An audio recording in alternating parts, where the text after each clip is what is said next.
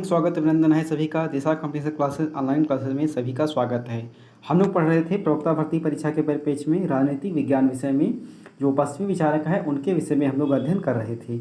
आज अगर हम बात करते हैं तो जो हमारे टीजीटी सिलेबस के अनुसार जो अगले विचारक हैं वो हैं कार्ल मार्क्स। चलिए हम प्रारंभ करते हैं कार्ल मार्क्स से संबंधित प्रश्नों की श्रृंखला। जी, पहला प्रश्न ये बताया गया है कि प्रथम वैज्ञानिक समाजवादी किसे कहा जाता है। तो भैया ध्यान रखना है, ये कार्ल मार्क्स को कहा जाता है। आगे देखेंगे अगला प्रश्न, ऐतिहासिक घटनाओं पर आर्थिक परिस्थितियां अपना प्रभाव डालती हैं, यह कथन किसका है। तो ध्यान रखेंगे यह कथन है कार्ल मार्क्स का। चलिए आगे बढ़ेंगे भैया, अगला प्रश्न लोग देखते हैं। अगला प्रश्न ये बताया गया है कि उसने पूंजीवाद का अंत करके किस समाज की स्थापना की। तो ध्यान रखना है वर्ग विहीन समाज की स्थापना की किसने की, कार्ल मार्क्स ने की।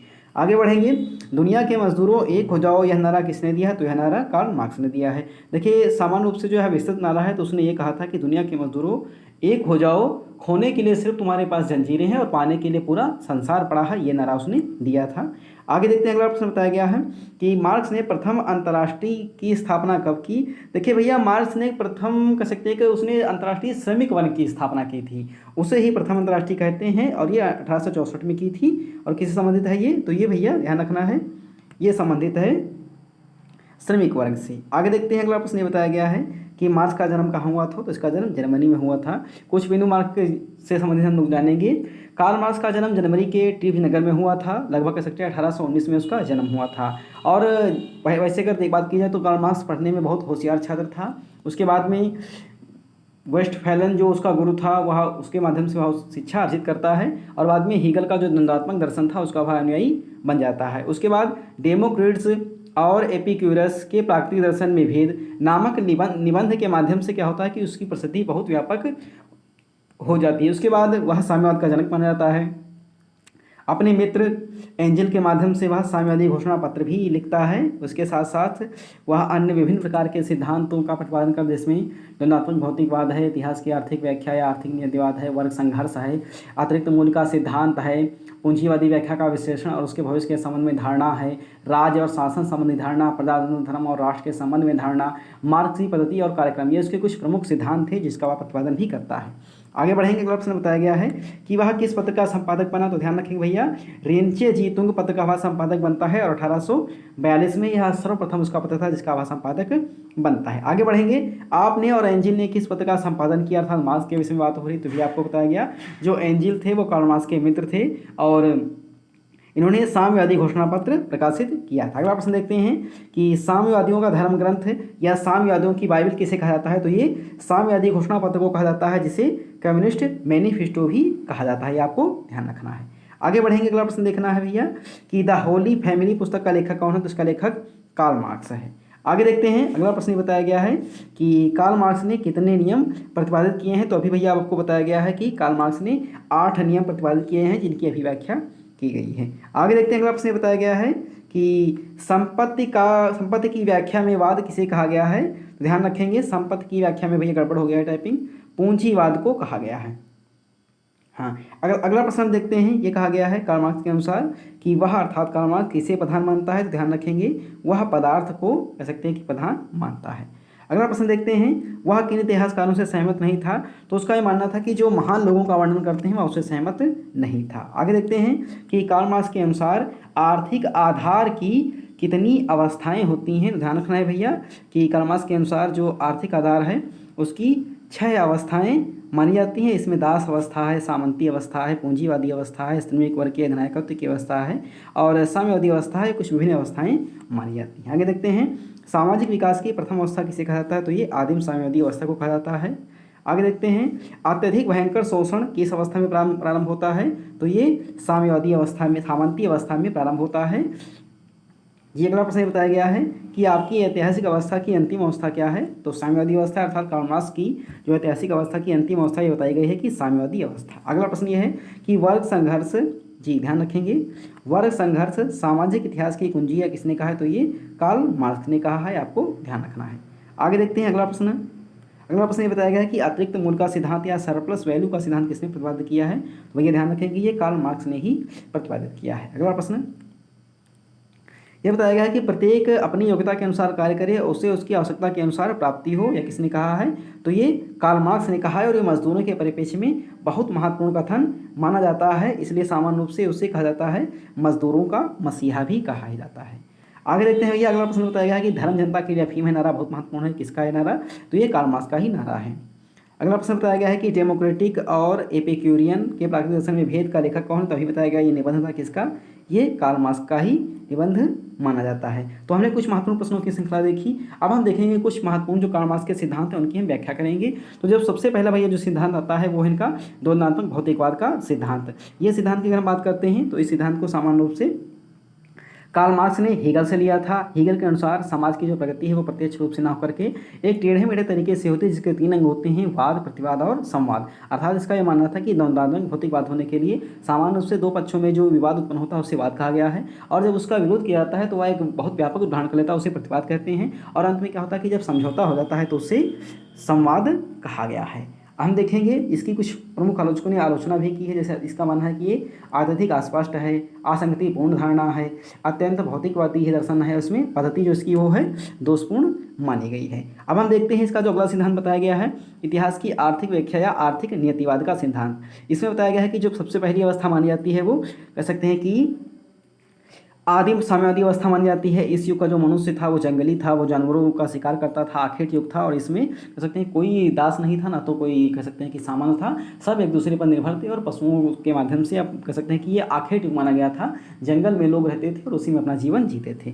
आगे हम लोग बढ़ेंगे, अगली जो नंबर 2 पे इस पे अवस्था थी वो आती है दास अवस्था था। जो कुछ होशियार व्यक्ति थे उन्होंने, जो कह सकते हैं कि मूर्ख व्यक्ति थे या जिनको संपूर्ण ज्ञान की जानकारी नहीं थी, उन पर शासन करना प्रारंभ करते हैं, उन्हें अपना कह सकते हैं दास बना देते हैं। आगे हम लोग बढ़ेंगे, जो कह सकते हैं कि जिनके पास अधिक दास होते हैं वो लोग सामंत बन जाते हैं, उस प्रकार से सामंतवादी व्यवस्था आ जाती है, और जो कह सकते हैं कि राज्य का विकास होता रहता है, और जो सामंत होते थे उनके पास पर्याप्त भूमि हो जाती है, और अपने दास से वो भूमि पर शासन करते हैं, भूमि से उसके कह सकते हैं कृषि कार्य करवाते हैं। अगली जो इसमें अवस्था आती है वो आती है पूंजीवादी अवस्था। जब सामंत बहुत संपन्न हो जाते हैं, अमीर हो जाते हैं, तो वो पूंजीवादी हो जाते हैं और वो श्रमिकों का शोषण करने लगते हैं। उसके बाद में होता क्या है कि जब पूंजीवादी या शोषण का जो स्तर होता है वो बहुत बढ़ा देते हैं, या कह सकते हैं कि श्रमिकों का बहुत शोषण होने लगता है, तो या कह सकते हैं कि शोषण की अति हो जाती है, तो उसमें पूंजीवाद का तीव्रता से विरोध होता है और श्रमिक वर्ग के अधिनायकत्व की अवस्था आ जाती है। और जब श्रमिकों का शासन होता है तो अंततः जो सरकार बनती है उसे साम्यवादी सरकार कहा जाता है। जी, इसमें जो इसका अगला नियम आता है वो आता है वर्ग संघर्ष का सिद्धांत। इसका यह मानना था कि पूंजीपति और श्रमिक ये दो एक वर्ग होते हैं, और दोनों की ज़रूरतें एक दूसरे पर निर्भर होती है, और दोनों ये भी चाहते हैं कि अधिक से अधिक लाभ अर्जित किया जा सके। पूंजीपति ये चाहता है कि हम मजदूर से अधिक काम करवाएं, उसे कम से कम वेतन देना पड़े, और मजदूर का यह मानना है कि हम जितना काम करें उसे हमें उतना ही वेतन मिलना चाहिए। तो इसके परिप्रेक्ष्य में ही कार्ल मार्क्स ने कहा था कि व्यक्ति को उसकी आवश्यकता के अनुसार, व्यक्ति की योग्यता के अनुसार आप काम दीजिए और उसकी आवश्यकता के अनुसार उसे दाम दीजिए। तो ये ना तो कह सकते हैं पूंजीपति उसे उसकी आवश्यकता के अनुसार दाम देना ही नहीं चाहता है। यही कारण है कि पूंजीपति और मजदूर वर्ग में एक संघर्ष की स्थिति आ जाती है, वहीं आगे चल करके वर्ग संघर्ष की स्थिति बन जाती है। अगला जो इसका सिद्धांत आता है वो आता है भैया अतिरिक्त मूल्य का सिद्धांत। इसमें यह बताया गया है, देखिए अतिरिक्त मूल्य का जो सिद्धांत है उसने अपनी एक पुस्तक है दास कैपिटल, बहुत महत्वपूर्ण पुस्तक है जिसे पूंजी भी कहा जाता है, कई बार पूछी भी गई है।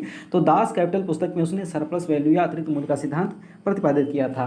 देखिए दास कैपिटल में यह बताया गया है कि सामान्य रूप से मजदूर वर्ग जब पर्याप्त कह सकते हैं कि मेहनत करते हैं या कार्य करते हैं, मजदूरी करते हैं, तो उसमें जो पूंजीपति है उसे पर्याप्त लाभ होता है। तो लाभ के फलस्वरूप होता क्या है कि पता चले कि पूंजीपति को 10 रुपये का लाभ हुआ है, उसमें उसकी 2 रुपये की लागत लगी है, और पता चला है कि 1 रुपया उसमें श्रमिक की लागत है। तो करता क्या है कि जब 3 रुपये निकाल लेता है तो उसे 7 रुपये का सीधा लाभ होता है। तो मार्क्स का यह मानना है कि जो 7 रुपये का उसे लाभ होता है उस लाभ में से कुछ धनराशि श्रमिकों को भी देनी चाहिए, परंतु जो ये पूंजीपति होते हैं वो उस 7 रुपये में से कोई भी धनराशि मजदूरों को देना नहीं चाहते हैं। इसलिए अधिकतर विद्वानों ने इसे डाका सिद्धांत भी कहा है, या कह सकते हैं कानूनी डाका सिद्धांत भी कहा है। तो कार्ल मार्क्स यही वकालत करता है कि मजदूरों को भी जो लाभ हुआ है उससे थोड़ी धनराशि मिलनी चाहिए। तो ये हुए कुछ महत्वपूर्ण सिद्धांत। देखिए ये सिद्धांत अति महत्वपूर्ण जो आपकी परीक्षा का भाग बनेंगे। इसके साथ साथ हम लोग देखेंगे कार्ल मार्क्स की जो प्रमुख रचनाएं हैं जो आपकी परीक्षा का भाग बन सकती हैं। इसमें हम देखेंगे पहली की रचना ये मानी गई है कि हीगल की अधिकार संबंधी धारणा की आलोचना की एक प्रस्तावना, उसके बाद पवित्र परिवार, द होली फैमिली, उसके बाद दृढ़ता का दर्शन, साम्यवादी घोषणा पत्र, राजनीतिक अर्थव्यवस्था की विवेचना, मूल्य, कीमत और लाभ। उसके बाद दास कैपिटल, फ्रांस में वर्ग संघर्ष, गोथा प्रोग्राम और शांति तथा प्रतिक्रांति, साम्यवादी घोषणा पत्र, पूंजी की ये कुछ इनकी महत्वपूर्ण दर्शन हैं। आगे देखते हैं भैया, जो कार्ल मार्क्स ने बताया है मानवीय इतिहास की अवस्था, उसकी कुछ आलोचकों ने आलोचना भी की है। उनका ये मानना है कि आर्थिक तौर पर अत्यधिक व अनावश्यक बल नहीं देना चाहिए। इतिहास निर्धारण में सहयोग पक्ष की उपेक्षा की गई है। सिद्धांत में इतिहास के कालक्रम का निर्धारण संभव नहीं है। इसके साथ साथ अधिकतर विद्वानों ने इसके वर्ग संघर्ष सिद्धांत की भी आलोचना की है। उनका ये मानना है कि सामाजिक जीवन का जो मूल तत्व है वो सहयोग संघर्ष नहीं है। समाज के केवल दो ही वर्ग नहीं होते हैं, अन्य वर्ग, तीसरा वर्ग, मध्यम वर्ग भी होता है। सामाजिक व आर्थिक वर्ग एक नहीं है। वर्गीयता से राष्ट्रीयता की भावना प्रबल होती है। उसके साथ साथ जो अतिरिक्त मूल्य का सिद्धांत है, सर्वपल्लू का सिद्धांत, उसकी भी कुछ आलोचकों ने आलोचना की। उसका ये मानना है कि श्रम उत्पादन का एकमात्र साधन नहीं, अन्य जो हैं उपभोग है, उत्पादन है, ये सारे माने गए हैं जी। भूमि पूंजी भी माना गया है, माफ कीजिए, भूमि पूंजी श्रम संगठन साहस से उत्पादन के साधन माने जाते हैं। इसके साथ साथ सिद्धांत अस्पष्ट और अतिरंजित हैं। मानसिक श्रम की उपेक्षा की गई है। वह सिद्धांत इसका जो है विरोधाभासों से युक्त है। इसके साथ साथ सामान्यतः हम देखेंगे कि औसतन जो कार्ल मार्क्स ने प्रस्तुत किया है उसकी औसतन की आलोचना क्या हो सकती है। तो औसतन लोगों ने आलोचना की है कि राज्य एक वर्गीय संगठन है, नैतिक संगठन नहीं। ये आलोचना इनकी की गई है। वर्तमान राज्य सर्वहारा का शत्रुनाह पर मित्र है। राज्य अस्थायी नहीं स्थायी है। राज्य के विलीनीकरण की धारणा कह सकते हैं कि एक कल्पित बात यहाँ पर प्रस्तुत की गई है। उसके साथ साथ कुछ विद्वान इसे कह सकते हैं कि अरस्तु के प्रजातंत्र व धर्म राष्ट्रवाद के संबंध में भी इसकी आलोचना प्रस्तुत की गई है। प्रजातंत्र की जो धारणा है वो त्रुटिपूर्ण मानी गई है। धर्म की आलोचना अनुचित है।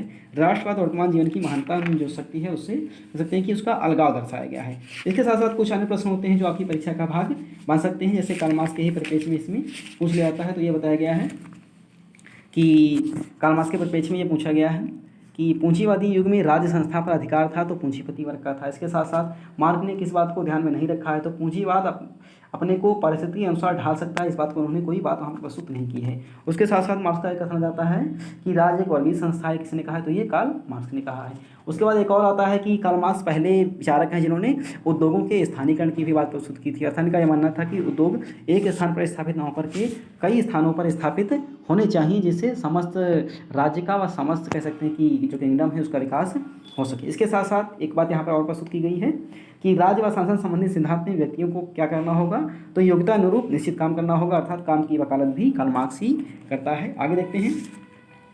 अगला इस बताया गया है कार्ल मार्क्स के परिप्रेक्ष्य में, जैसे मैंने अभी बताया कि धन जनता की लफीम है, तो कार्ल मार्क्स ने ही कहा था। उसके बाद एक और इनका प्रसिद्ध नारा जाता है कार्ल मार्क्स का।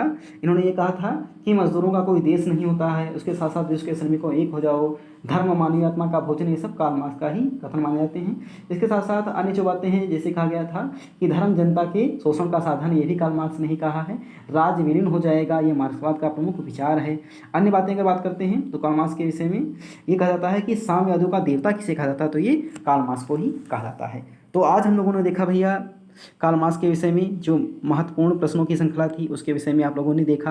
अब आपका जो कर्तव्य ये बनता है कि आपके जितने भी साथी जो बीए में हैं या एमए में हैं और उनके टॉपिक में कार्ल मार्क्स है या प्रवक्ता भर्ती परीक्षा में उन्होंने अपना फॉर्म ऑनलाइन किया है, तो आप लोगों ने इसे अवश्य शेयर कर, जिससे वो भी इसका अधिक से अधिक लाभ ले सकें। सभी को धन्यवाद।